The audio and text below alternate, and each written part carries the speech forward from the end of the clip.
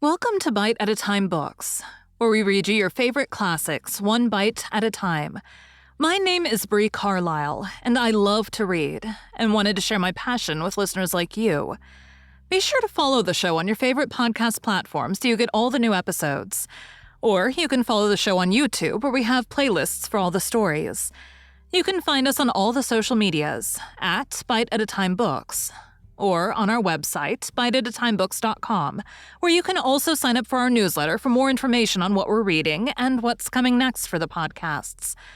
We're part of the Bite at a Time Books Productions Network. If you'd also like to hear what inspired your favorite classic author to write their novels, and what was going on in the world at the time, check out the Bite at a Time Books Behind the Story podcast, Tuesdays, wherever you listen to podcasts. Today we'll be continuing Dracula by Bram Stoker. Chapter 12. Bite 1. Dr. Seward's Diary. 18 September. I drove at once to Hillingham and arrived early. Keeping my cab at the gate, I went up the avenue alone. I knocked gently and rang as quietly as possible, for I feared to disturb Lucy or her mother, and hoped to only bring a servant to the door. After a while, finding no response, I knocked and rang again. Still no answer. I cursed the laziness of the servants that they should lie abed at such an hour, for it was now 10 o'clock, and so rang and knocked again, but more impatiently. But still without response. Hitherto I blamed only the servants, but now a terrible fear began to assail me. Was this desolation but another link in the chain of doom which seemed drawing tight around us? Was it indeed a house of death to which I had come too late? I knew that minutes, even seconds of delay might mean hours of danger to Lucy, if she had again one of those frightful relapses, and I went round the house to try if I could find by chance an entry anywhere. I could find no means of ingress. Every window and door was fastened and locked, and I returned baffled to the porch. As I did so, I heard the rapid pit-pat of a swiftly driven horse's feet. They stopped at the gate, and a few seconds later I met Van Helsing running up the avenue. When he saw me, he gasped out, "Then it was you and just arrived. How is she? Are we too late? Did you not get my telegram?" I answered as quickly and coherently as I could, that I'd only got his telegram early in the morning, and had not lost a minute in coming here, and that I could not make anyone in the house hear me.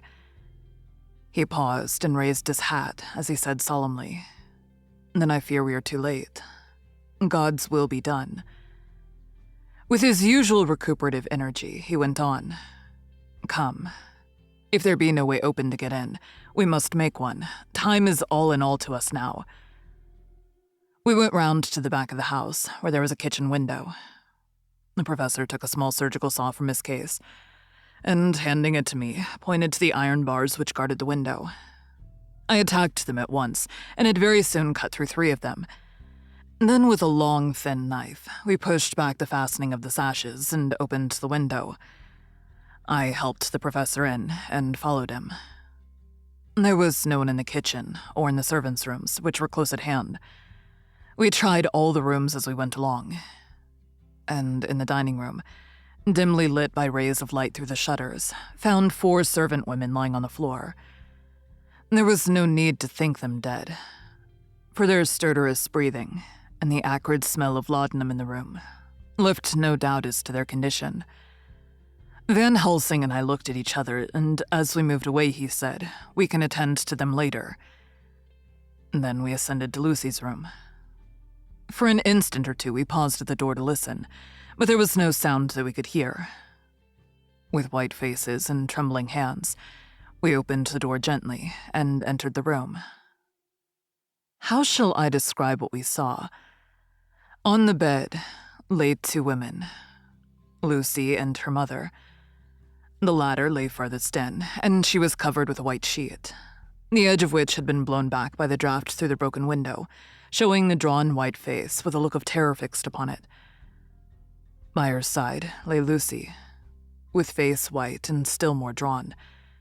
The flowers which had been round her neck we found upon her mother's bosom, and her throat was bare, showing the 2 little wounds which we had noticed before, but looking horribly white and mangled.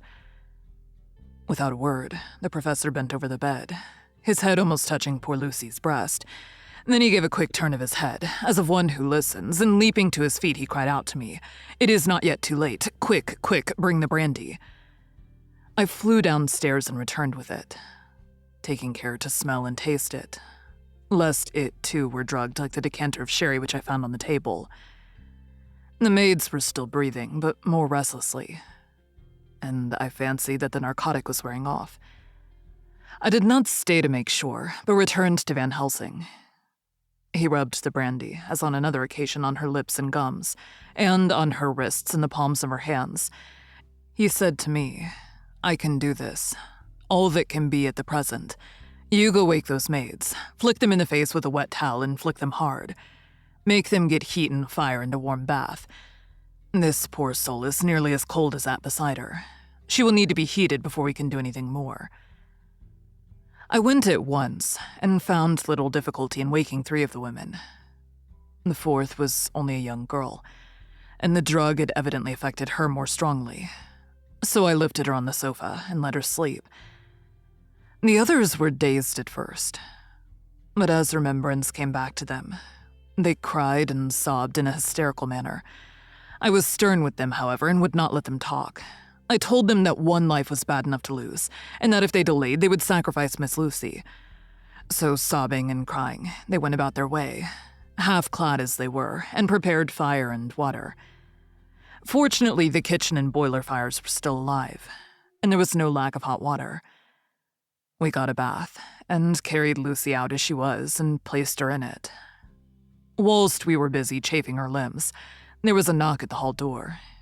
One of the maids ran off, hurried on some more clothes, and opened it.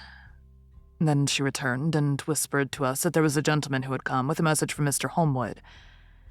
I bade her simply tell him that he must wait, for we could see no one now. She went away with the message, and engrossed with our work, I clean forgot all about him. I never saw in all my experience a professor work in such deadly earnest. I knew, as he knew, that it was a stand-up fight with death, and in a pause told him so. He answered me in a way that I did not understand, but with the sternest look that his face could wear. If that were all, I would stop here where we are now and let her fade away into peace, for I see no light in life over her horizon. He went on with his work with, if possible, renewed and more frenzied vigor. Presently we both began to be conscious that the heat was beginning to be of some effect. Lucy's heart beat a trifle more audibly to the stethoscope, and her lungs had a perceptible movement.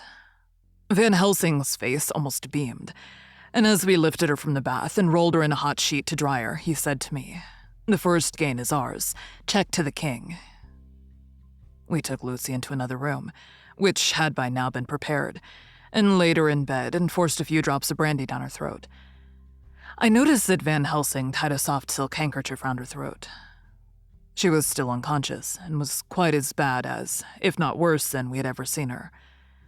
Van Helsing called in one of the women, and told her to stay with her and not to take her eyes off her till we returned, and then beckoned me out of the room. "We must consult as to what is to be done," he said as we descended the stairs.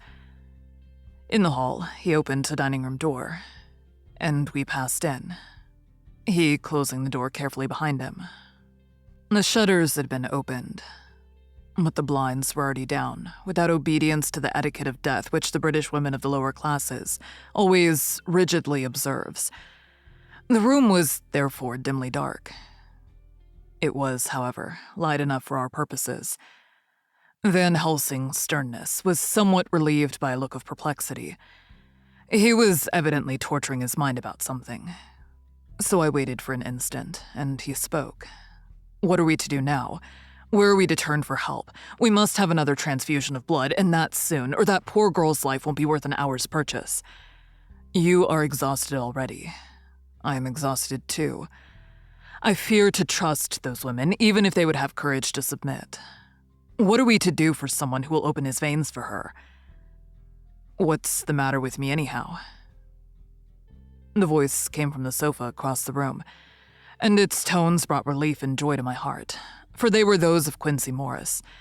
Van Helsing started angrily at the first sound, but his face softened, and a glad look came into his eyes as I cried out, "Quincy Morris," and rushed towards him with outstretched hands. "What brought you here?" I cried as our hands met. "I guess art is the cause." He handed me a telegram. "I have not heard from Seward for 3 days and am terribly anxious. Cannot leave father still in same condition. Send me word how Lucy is, do not delay. Homewood." I think I came just in the nick of time. You know you have only to tell me what to do. Van Helsing strode forward and took his hand, looking him straight in the eyes as he said, "A brave man's blood is the best thing on this earth when a woman is in trouble. You're a man, and no mistake. Well, the devil may work against us for all he's worth, but God sends us men when we want them." Once again, we went through that ghastly operation. I have not the heart to go through with the details. Lucy had got a terrible shock, and it told on her more than before. For though plenty of blood went into her veins, her body did not respond to the treatment as well as on the other occasions. Her struggle back into life was something frightful to see and hear. However, the action of both heart and lungs improved, and Van Helsing made a subcutaneous injection of morphia as before, and with good effect. Her faint became a profound slumber. The professor watched whilst I went downstairs with Quincy Morris and sent one of the maids to pay off one of the cabmen who were waiting. I left Quincy lying down after having a glass of wine and told the cook to get ready a good breakfast. And then a thought struck me, and I went back to the room where Lucy now was. When I came softly in, I found Van Helsing with a sheet or two of notepaper in his hand. He had evidently read it, and was thinking it over as he sat with his hand to his brow. There was a look of grim satisfaction in his face, as of one who has had a doubt solved. He handed me the paper, saying only it dropped from Lucy's breast when we carried her to the bath.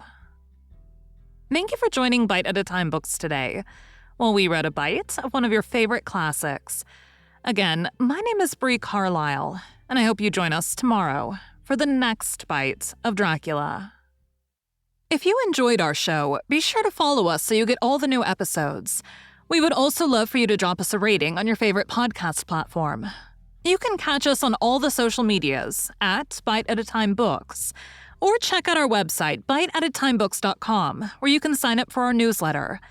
Our show is part of the Bite at a Time Books Productions Network. If you would also like to hear about the authors who write the books we read on the show, check out the Bite at a Time Books Behind the Story podcast, wherever you listen to podcasts, or on biteatatimebooksbehindthestory.com.